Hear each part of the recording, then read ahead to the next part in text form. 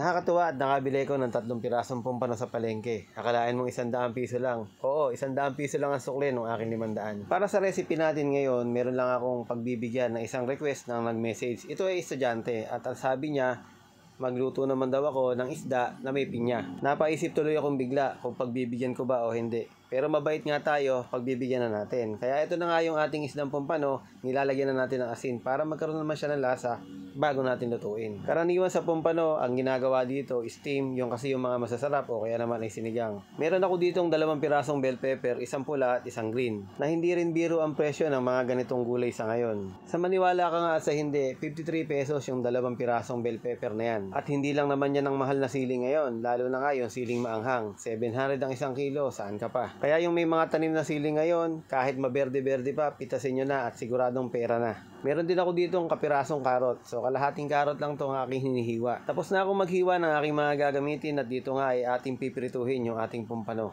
Noong dati, pinagbawal ang pagtitinda nito. Ewan ko lang kung ano ang dahilan. Pero kung alam nyo yung dahilan, pwede nyo na i-comment dyan sa baba. Pagkatapos nating maprito lahat ng pumpano, ay atin muna itong itatabi at palalamigin. Tatanggalin natin yung mantika na nandyan sa kawali at magtitira lang tayo ng konti. Yung mainit na mantika, maglalagay tayo ng bawang at atin itong gigisahin hanggang sa bumango. Kasunod sa pila nitong bawang, ilalagay ko na yung mga hiniwa kong luya na kasing laki ng aking hinlalaking daliri. Pangatlo sa pila, itong aking hiniwang sibuyas na pula. At this point, kung talagang nagluluto ka, malamang sa alam mo na yung ating lulutuin. Pero mas maganda kung tatapusin mo yung video para naman hanggang dulo makita mo yung resulta. Isang pack ng maliit ng oyster sauce yung aking nilagay, nilagyan ko rin ng paminta. Ngayon naman, nilalagyan natin ng tubig kahit kalahating litro lang. 3 kutsarang asukal, tapos lalagyan din natin ng pineapple juice. Ito yung juice nung nasa lata na pineapple chunks. Maglalagay din tayo dito ng suka. Ito namang nakikita ninyo ay ketchup. Banana ketchup lang yung ating ginagamit. Kulang-kulang 1 cup ng ketchup yung aking inilagay. Hahaluin ko lang ng hahaluin hanggang sa matunaw yung mga asukal.